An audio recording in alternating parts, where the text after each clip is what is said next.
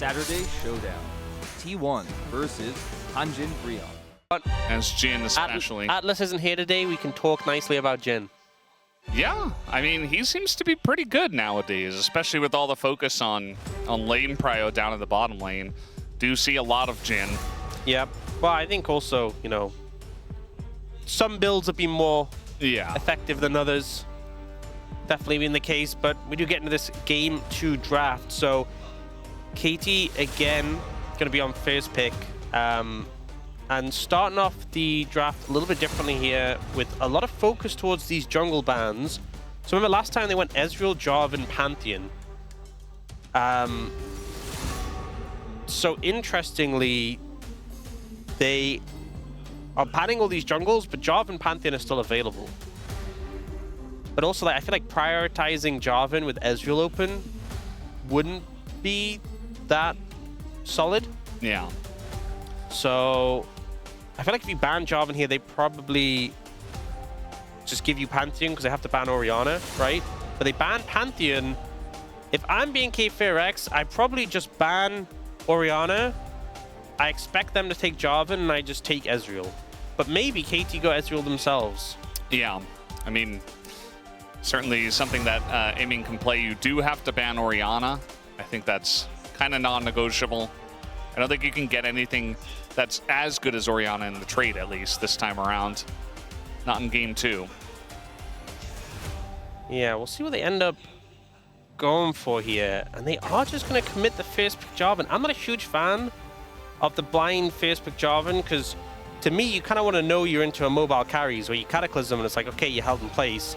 Because, yeah, if I'm BNK FearX, it's like the most obvious Ezreal lock imaginable. Yeah. So no real surprise that comes through.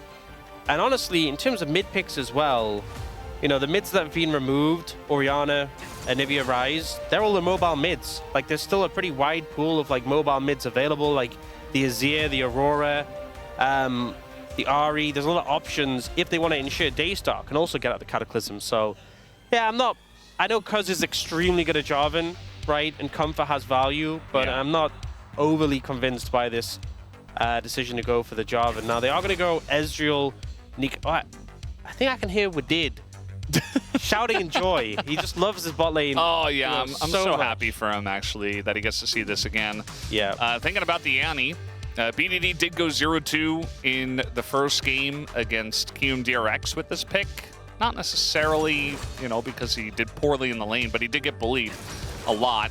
As Jace and Annie do come through, they want to prioritize the top side of the map and leave their answer for Ezreal Nico for later. I think if I'm BNK FearX, I personally would go Aurora here. We've seen Aurora into Annie so much. It's been like the typical pick into it. It also means you can just avoid the Jarvan, but I can understand wanting to go for the Sion into Jace. That's, you know, you can only answer one of the solo lanes. They go for the Sion into Jace, which is a pick who can really just weather the storm and be more useful in team fights. You can block Shock Blast for your team. The Annie's never really a threat to you. KT need DPS from aiming to cut through the Sion. And sometimes we've even occasionally seen the Sion solo kill the Jace, so that's a bit crazy. But it does mean you're not probably going to be able to get your hand on the Aurora, which I think would have been a solid pickup here for the matchup and just into the Jarvan in general. In terms of aiming, needing DPS, I think banning away the Lulu makes a lot of sense. Yeah. Pair up well with picks like Yanara. I think KT definitely I would look to be banning the Aurora, maybe the Azir as well. Actually going for the Akali here, which is a pick Daystar is known for. Yeah, I think the Aurora needs to be next. You're right. I think this Akali is definitely very much for Daystar, but Aurora has been kind of a terror for Annie. Has not been very fun. Yukal did make BDD's life not very fun with the help of his jungler, obviously, in that first game against QMDRX. Still very curious what we're going to get for the bottom side. So no Ashe Seraphine either. Yeah, I think there's a good balance from BNK FearX, just killing some of these strong bot lane duos. There's still, we haven't seen it nearly as much recently, but you could still go something like Porky Nami, right? But we'll see what they lean towards. You could, in theory, just go Yanara with a different support. But for now, they go for the Azir ban. So I think BNK FearX should just take the Aurora. I think Azir ban, it makes sense, you know, as one of the picks I mentioned, but I think Aurora is kind of the standard we see into Annie and makes sense here. So I would probably just grab that now. But instead, looking towards Hwei here. Hwei did get some slight buffs in this patch, a bit more passive damage, and he just kind of do a good job at maintaining distance. But the problem is, you're playing into Jarv and Annie. They have ways to close the gap, and when they do, Sivir, they are just going to blow you up. Maybe should have mentioned this with the fact that they did play this the last time out. You need a DPS. You need a hyper carry. You're playing into Ezreal Nico, which is a poke lane, but we haven't seen it really flourish that much in the 2v2. You have a Spell Shield, you have Sustain. I think this is a good spot for it. And now BNK FearX, they've saved their jungle pick till this point. Lee Sin for Raptor. Looks to be the angle. Yeah. You have okay setup, but nothing super reliable. It's not like you have, you know, we've seen games where it's like Annie Renekton, Lee Sin, where it's like really easy. Yeah. You kind of relying on skill shots connecting to set it up. I think I really like the start of the draft for BNK FearX, like particularly the Ezreal and the Jarvan, the Sion coming out. I think I would have preferred them going for like the Aurora here. And I think the Sivir Yuumi is going to put a timer on this game. And we saw game one go so long. We saw really it be a back and forth slugfest. And typically, you know, in a game where BNK FearX are like, hey, we have a Sion, we want to go late, Sivir Yuumi, sorry, is like, fine, we can do that too. Yeah. I mean, they looked so unstoppable when they played this combo up against Hume. It was just like, it was very similar to this, into the Sion, you know, and a lot of people, it also had a Nico, so there's like a clone out there getting a bunch of ricochets off, and it just felt so suffocating in the late game. They could not lock down the Sivir Yuumi, and I feel like we're going to have a very similar situation in this game.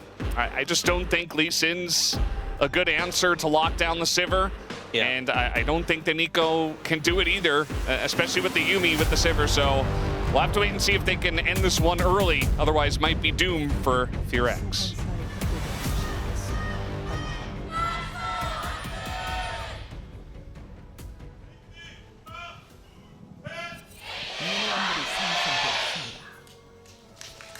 All right, game number 2, Raptor going for a little walk. Over the wall, there are some members. But it doesn't look like there are any shenanigans down the bottom side, at least, as BDD is here in mid. Yeah, I was going to be very careful playing into an Annie level 1, the threat that's available there. But won't see Raptor get caught out by that. We'll see what Raptor can do with the early game on this Lee Sin. I think obviously getting some momentum will make a big difference. And, you know, we've seen some pop-off Lee Sin games. I mean, in the LCK in general, many years we've seen pop-off Lee Sin games. But as you said, doesn't have that reliable engage that maybe they need into the Sivir Yuumi.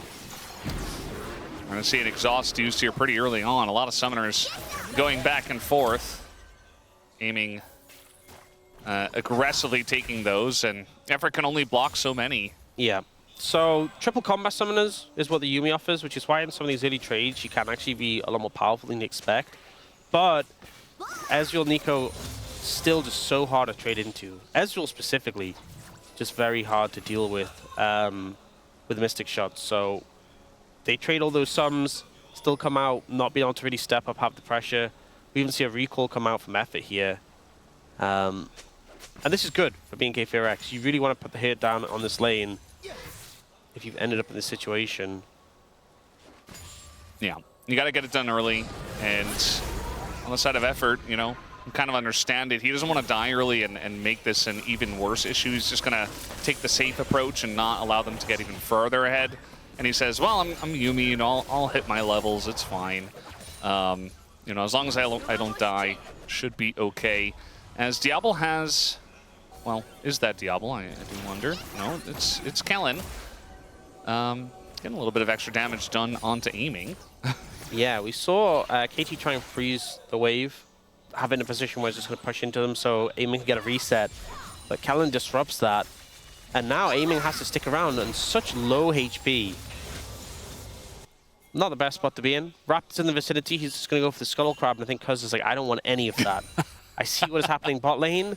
I have places to be, and it is not around there. Yeah. With Aiming being so low, honestly, I think it's risky. But maybe they could have gone for a dive. But I think they just decide it's too much of a danger. One of the problems as well is playing into as Lee Sin into Sivir Yumi is there's so much that can just disrupt your Sonic Wave. You know, you have the spell shield from the Sivir. You have Yumi can like detach, block it, and then reattach. Because obviously you want to focus your burst on a one target and kill them. But if Yumi tanks your Sonic Wave and reattaches, even if you reactivate it before she reattaches, you're not killing the Yumi in time. So end up not going for the dive there. Yeah. See, Raptor was looking towards the top side, but doesn't find anything. Yeah, he's trying to make an impact early on. You can tell. I mean, he farmed the whole jungle. He didn't go for an early gank, but level 4, got the Scuttle Crab, tried to put on pressure bot, went top, tried to put on pressure there, but unfortunately, he didn't even get any summoners. So early on, this Lee Sin just kind of hanging out. And this matchup in mid, pretty interesting. Generally, range feels good into Annie because she kind of has to get up close and personal-ish with her Q. Her autos are pretty long range, but into something like Wei, or even traditionally like a Xerath or something like that, can struggle a little bit to trade back against the range. That's the thing, you just kind of wait for level 6 and then you just flash Tibbers on top of them. So yeah. The fact you're already doing well in the 1v1, little worrying for Daystar. BDD's about to hit level 6, by the way. Yeah, he is, you know, he's my boy and all, but he has not been matching BDD really at all. It's a tough in task. the series. Yeah, Killing gets chunked out there, trying to stop the recall. Guess who's back? Could this be the time they go for dive? The problem is, all those summoners that were been earlier have come back. So I actually think going for a dive now is super dangerous. Cuz is also here, so unfortunate timing for if they wanted to do that. Like, maybe you come in here and steal this, but no, this might go the way of Cuz. So Cuz just says, I'm here to get my Sivir Yumi through lane and also secure my jungle champs. Jungle champs? Yes, the jungle champions, the Gromp. Oh. 2027. I can't wait for that release. Yeah, I've known about it for a while. Just thought I'd leak it here. This on stream? Yeah, just, you know, I just figured, why not? You know, a little bit of a slow early game. What's the kit like? He just licks you. It's kind of like Tom Kent. It's pretty similar. Wow. I was kind of against how similar the builds, you know, the skills were. But it is what it is, you know, running out of ideas. You can only make so many champions before, you know. We do have a lot of champions in the game. Oh, BDD did the thing. Oh, the Annie trading pattern. He also does dodge dodged everything. Yeah. Very annoying here for Daystar. You know what, I feel like BDD does this a lot. He'll walk out the tether range, so he'll snap back, so he won't just sacrifice Tibbers and give 50 gold over. Yeah. Got a bit more damage down in the trade and then pulled it back. Daystar is kind of just sitting around waiting to die. I mean, Annie has flash, and she was in kill range, as we very much saw there. Yeah, so last game we had the counter matchup of the Anivia into Ryze, and still, BDD had so much pressure in lane. This time around, BDD already getting a solo kill. 7 minutes. Daystar's been struggling in this matchup, and he did manage to come back into the game later and have value. Most of his walls were pretty good in that game, although maybe... Oh, that's a lot of poke. But I think this game, if you fall behind as Wei, you're just going to get run over by this Jarvan Annie. Got some good poke coming down bot lane, though, because is now looking... Yeah, he is pretty fast, already coming down here. Diablo, no Arcane Shift. He does have Flash, but level 6 is Cuz, and there's a route that comes in. Diablo just going to flash the Cataclysm, and they do get away with both of their flashes having to be used. Yeah, I mean, honestly, I think BNK FearX okay with that. Let's just replay first. So, Yeah, just traps the stun, flashes in. It's that easy. Diablo stayed. And that's going to be his death. His doom there as he sticks around by himself down in the bottom lane. There's the Anon just to get out of range of the turret. So I was going to say the bot lane play that got the summoners from BNK FearX honestly was not too bad for BNK FearX, specifically because KT's bot lane also burnt all their summoners. So it felt kind of even, and as an Ezreal, losing Flash isn't that big of a deal. That was until Diablo stuck around and died. Now it feels a lot worse, which obviously is a consequence of that earlier gank, but aiming, getting that extra gold, definitely a big boon for the Sivir to have that already. And I think we saw the bot lane have, yeah, I mean, this is just so low. And you are, oh, yeah. Arcane shifted to dodge. Oh, now we got a fight in the river here. Kellen just appears to be dead. Not really sure how that one started, but at least Raptor got the Drake for his team. Yeah. Well, I feel like we keep having these situations where we're like not fully sure how the play started, so we're gonna have to get a replay to explain it. And then undoubtedly another play will happen. Yeah, during the replay. Yeah. Replay purgatory. That's the way it works sometimes. And it just kind of feels like, you know, KT are once again getting an early lead, but it feels like, well, it is factually a larger gold lead earlier on. And it feels like FearX are kind of not playing as they did in the first game, even though they fell behind in that one. And one team also has Sivir Yuumi, so... And that's the team who are ahead. Yeah. Okay, well, they back away. They respect the extra minion that shows up in the wave. Now, Raptor's looking for something here, but... Hello. They're where? Yeah.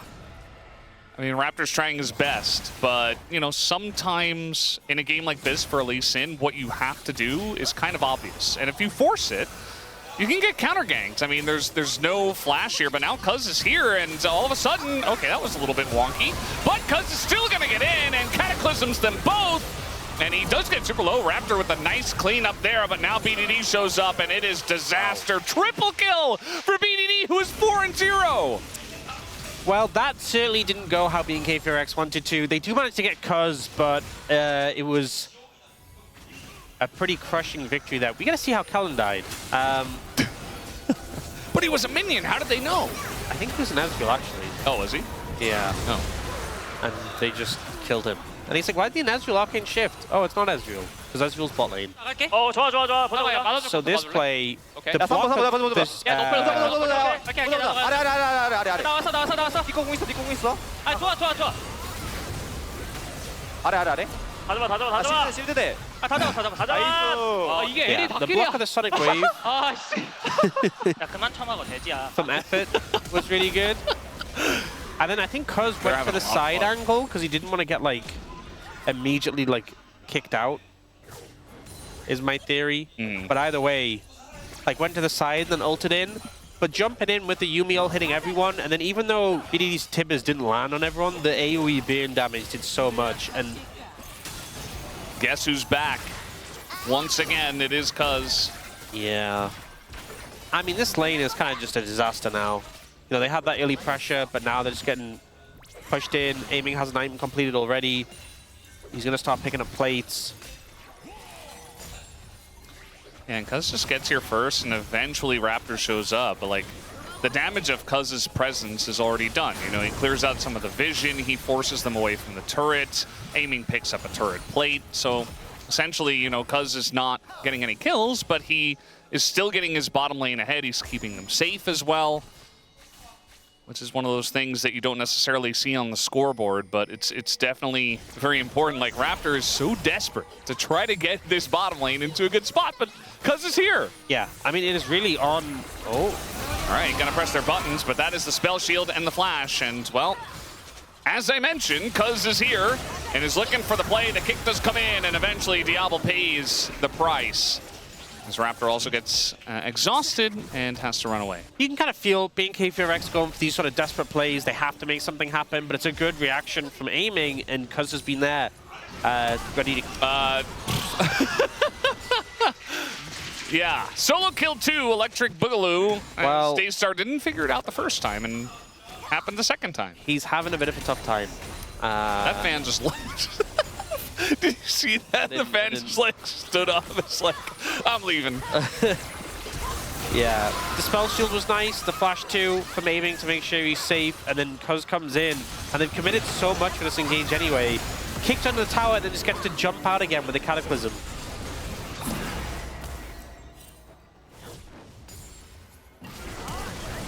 Yeah, he just kind of walked up. He wanted the cannon, which he did get with his burn, so, you know, that's something at least. Especially because BDD already had 4 kills. Yeah, You I mean, know, okay, the first solo kill, just I think we can respect be pretty. it? We can be okay. The first solo kill, I think we can be pretty critical of, because getting solo killed 1v1 without any real advantage in lane, that's pretty bad. But when your laner roams bot, comes back with 4 kills, it's a lot harder to play the lane out. Sure. Like, you can still be critical of Daystar, don't get me wrong, but he is now playing into an extremely fed Annie with a significant item advantage, and it does make it so much harder to play out the lane. So I think that's worth taking into account as well. Yeah. And obviously, you know, your argument is maybe take that into account and don't walk up, but Yeah. Especially because it happened the same way where it's like, you know, BDD is Annie with Flash. Like, that's the way that Annie works. As we're dodging everything from the Scion, it appears, as Beyond the Hunt is in there. And, I mean, you're not going to lock him down as a singular Scion. As here comes BDD, and eventually Clear just dies. yeah. The only thing I'll say is that I don't think BFX needed TP, but it's just nice to show the teamwork. You know? Yeah, it's nice team camaraderie. Yes, that's the word. Yeah, probably not necessary. Definitely not necessary. Maybe he just wanted to do something in this game, you know? As, you know, I get that. I've seen a lot of top laners feeling that way. Just playing into Scion, there was no solo kill from either side. They're just clearing waves. Maybe that's why some of our Jaces get solo killed by Scion, just to spice it up a little bit. They're just bored. They're like, it's fine. I was just playing aggressively for fun. Bit of a combo here with a lot of people now. And BDD might be in some trouble to kick into the knockoff as BDD does get assassinated. Okay, that's not a goal, picked up, so good play there. BDD just a little bit overstepping, disrespecting BNK FearX. Flashing on a Diablo who does have flash himself, but gonna get that at least. Cuz still has turret aggro with his red buff, and that's just gonna be a kill given over to Diablo. Plus the red buff. Okay.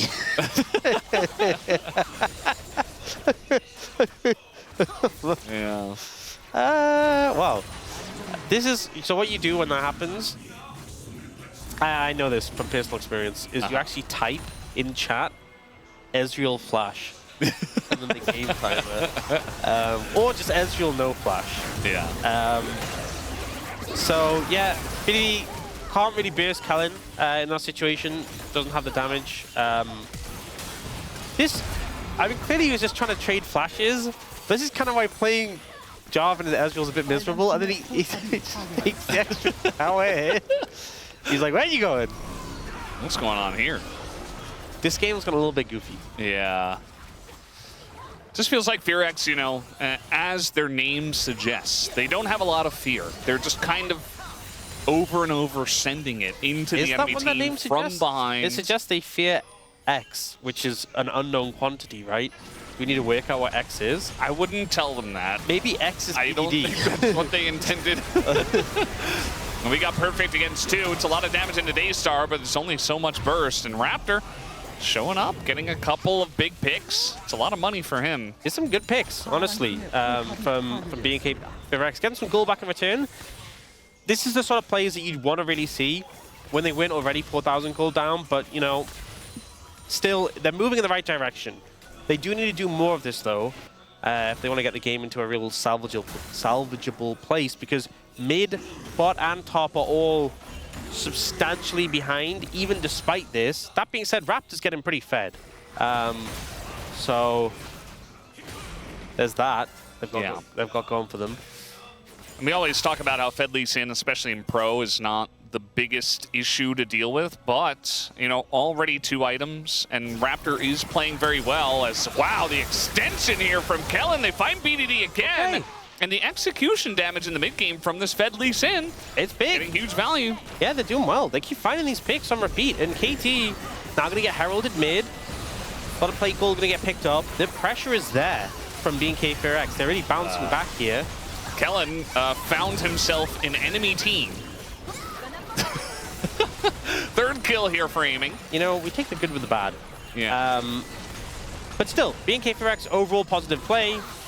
They are being proactive, and it kind of feels a bit akin to game one, where it got so muddy in the mid game. Yeah. You know, KT, I feel like if this was last year, I would be so unsurprised with how this game and last game have been going. Yeah. But they've been so much cleaner in, I mean, not even last year, in the LCK Cup. What is happening? This is hide on bush simulator. Yeah, like, once again, some people might not believe this if they haven't watched much LCK so far. But you can, under KT's name, the top of the screen, it says 7-0. Yeah. That is not a graphical error. That is correct and true. It is real life. They are 7-0. They've only lost 2 games, by the way. So Yeah. only 2 of their series have gone to 3. Every other series was 2-0. This game's just been... It kind of feels like maybe they just already felt like the series was over with that early advantage. BDD getting 4 kills. Because they feel a little bit unfocused. Yeah, it's not the clean KT we've come to know and love nowadays, at least, as Diablo gets pretty low. The ricochets are coming in, and now Raptor says, I can take him out, Surly. I'm very fed. And he has to flash away from BDD, who shows up. Here comes the rest of the FearX squad, as aiming is very fast. The root does come down. The stun onto the Nico is gigantic from BDD, and that's going to keep aiming safe. Clear once again, very sad playing Sion into Sivir Yumi. And he finds out that, again, he cannot do anything by himself. So that should just be the Ocean Drake here on top of the kills for KT. So I think what happened there, and I'm not sure who it was, probably aiming, but someone on KT said, okay, guys, lock in. And they locked in. So Raptor nearly going down as well, despite being so fed. Just kind of running down Diablo here. And he's like, okay, I'll lock in, chip to the other side of the wall. And it's like, you're still in auto range. Here, though, Raptor trying to peel, but just so much sustain from aiming. Very hard to deal with.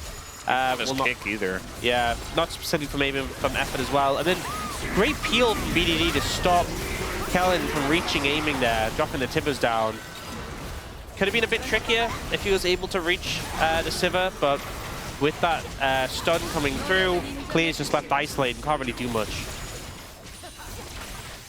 So now we have a 4-0-6 Sivir and Yumi. Well, Sivir with a Yumi. A little bit fed. Yeah. A little bit mega fed. BDD, even though he did kind of die in a silly way in the top lane, he's still very fed. He got the flash out of the Nico on his second death, you could say. I mean, from ahead, you know, every single flash that you get out of the enemy team does feel pretty good, especially if they only get the kill and nothing else. With how they've been playing, BNK FearX, having the enemy summoners down is big. And so something that we often see is a team falls behind and they just don't do anything. Yeah. And they just wait and they wait and they wait. That's not FearX. When they finally look for a fight, the enemy team has all 5 flashes available. You go for the engage, they flash out, and then they just hit you and you die because they're richer than you. So the fact that BNK FearX are forcing these plays and burning sums means that when it comes to a big fight, you know, there may be someone without flash that you can target. Oh boy. That was not the Hurricane Shift he was looking for. He still does have flash. He's going to use it on the Cataclysm. Now the peel does come through. Cuz in a bit of trouble as he does get locked down and killed, but they still cannot deal with aiming. And that'll be the kill onto the Nico. Kellen here. Clear once again. Kind of out by his lonesome, but at least he lands the slow. Can walk it off. So downside to that, right? Okay, they're really trying to go in on this one. And now, I mean, Diablo's gonna launch himself forward. They get the kill on a perfect, and now it's only aiming, trying to take down everyone with effort. As finally BDD makes his way back, but they did take out the Sivir. Yeah. It is possible. They managed to do it. It's touch and go a little bit, and they're chasing down BDD with very low health bars apart from Clear. Oh, close. I'm not sure you wanted to take that. Even if you land that, it's like, no, I don't think you want a piece of this. He so wants to press Q again, but you really shouldn't. Cuz also back, yeah. Hectic fight once again, but BNK FearX target selection has really been on point and able to focus down the right people despite Diablo starting off with a short arcane shift, doesn't get over the wall, but flashes the Cataclysm. They then pump all this damage into Cuz and he gets deleted. Once again, the Jarvan into Ezreal, maybe not the winning strategy. Kellen does get exploded here. And then it looks like the fight's over, it looks like we're done. But BDD walks, actually TPs for a flank angle, and immediately BNK FearX move in. Perfect on the Jace gets kicked into a wall. Effort's pretty low on mana, and even though Aiming has enough DPS just to kill Diablo, he just goes down, and they lose the Yuumi instantly too. So the gold lead is closed, it shrunk. This is a competitive game right now, and the main focus is going to be killing the Sivir. That is a very relevant point. You know, that's exactly what happened in the game against KMDRX, where it was like everything kind of fell apart in the early game, and Kium had a nice lead. And they even got Aiming in like the mid lane the one time. And then after that, Aiming just played a little bit safer, farmed up to 4 or 5 items, and the game was just over. And everybody else on KT was very far behind, but their Sivir was just untouchable. I mean, I tell you, with how this series has been going, with how game 1 went, more so, I think picking Insurance, picking like Sivir Yuumi, was a great call. Yeah. I think that was very insightful. Because last game was a long one, and it was messy, and just having that, guys, if we get full build, I think we just win. Now, to be fair, it's not completely clear-cut, because, you know, if Aiming missteps, misplays, gets exploded, gets caught out, you know, it can go wrong. BNK FearX have some good scaling carries with some good poke, and the silent front line. But generally speaking, I think the Sivir's going to be a thorn in their side. And Clear has struggled so far this game to make an impact. Has gone for a lot of armor here, which I think is the right call. But still just kind of, you know, Sivir just runs circles around you and then spell shields your CC while shredding you down. And also bounces all of the ricochets off of you onto the rest of the team. Yes. If everybody else is there. Even on the Nico clone too. Yeah. You know? So it just feels like no real winning for the Scion. And at any point, really. The LDR is finished. At least Aiming doesn't have an IE yet. But next, as they're looking for the Ocean Soul point here, doesn't look like FearX want to fight over this. Trying to get some vision on Baron, I suppose. Yeah. Honestly, I think someone who actually gets a good amount of value from the Ocean Soul is Effort. Because Effort keeps running out of mana. So, you know, getting the extra mana when you hit someone could go a decent amount of distance. But generally, this is a squishier team for KT, not the most value. They're just starting back. Of course they are. They're just calling the bluff of KT, who grouped in mid and were trying to push. But now Cuz comes over, says, hey, they are actually doing the Baron. And Cuz, I mean, it's going to be difficult to keep him out of the pit as a Jarvan. But KT a little bit late to the party. Diablo does get chunked a little bit. Perfect also putting an extra chunk into Diablo, who's now half health. But this Baron is getting pretty low. You can see that Clear is just trying to tank it up. Cuz gets in the pit, but not able to get the smite down. The kick comes in and helps him out. Clear is out of the fight, though, as the rest of BNK FearX are just on the run. Aiming is sprinting at them with the Yuumi on his back. And there doesn't look like there's much escape, although Cuz able to pick up the Nico. We got a TP in here. BDD shuts down the enemy AD carry, and that is a wipe, essentially, with only Clear alive. KT will look to push mid. Don't think that ends up being with for BNK FearX. Clear survived and was like, I'm going to recall TP back in with full HP. But unfortunately, KT just managed to wrap around. You can see Aiming dodging all the skill shots moving forward, but the TP flank from BDD is really the nail in the coffin. And now should be able to get this tower. We'll see if they stick to the inhib. I guess they can just basically one-shot it. The game isn't over, but it's a big blow to BNK FearX's chances on the back of that, because especially as they got the Baron. Hey. Congratulations to Cuz. Oh yeah, big achievement. That's total assists. Yeah. He is 9. And you can see the junglers above him are Canyon and Peanut. Yeah, which makes a lot of sense. Yeah. That Baron power play right now, minus 2,300, 400. Not doing so hot. Yeah, this is... They have the Baron and Clear at least, so it looks like they're going to try and use that mid lane and get this mid-tier 1. I don't know if you really can. against the Sivir. I mean, if nobody else on KT shows up, perhaps, and aiming, I guess, is going to play it safe. So yeah, in fact, they are able to do it with that one Baron buff. Uh-oh. That's the stun on the Daystar, and he's basically dead. He gets out with his life, cuz now in a bit of trouble. He's going to be taken down, but the damage and the ricochets are already coming through. Clear has to go forward just to avoid bouncing it onto the team. Raptor desperately trying to get something here on the top side against Perfect, and he should be able to. A lot of low health bars, but advantage BNK FearX in the kill department. Hey, KT were playing this like split angle. You can see BDD was looking for a flank, and Perfect was getting poked from the side. We'll look at the Baron first, actually. So, Cuz just not able to get the smite in. It's good control from BNK FearX. It looks chaotic, but they managed to kick Cuz away. And I think he smites as he's leaving range, and then it's just secured by BNK FearX. This, though, unfortunately, the TP's coming in for the Scion, but it's not quick enough. BDD gets this great angle to just destroy Diablo. And it's a great cleanup. This play, though, you know, the Rocket Belt from Daystar definitely helping out there. The turnaround of the Cuz. And so the Daystar nearly dies to Ricochet here. I was really worried for him. But they just turn onto the Jace, and Raptor's kind of playing like an assassin on this Jace, well, on the lead into the Jace. Yeah. Just able to pick him off.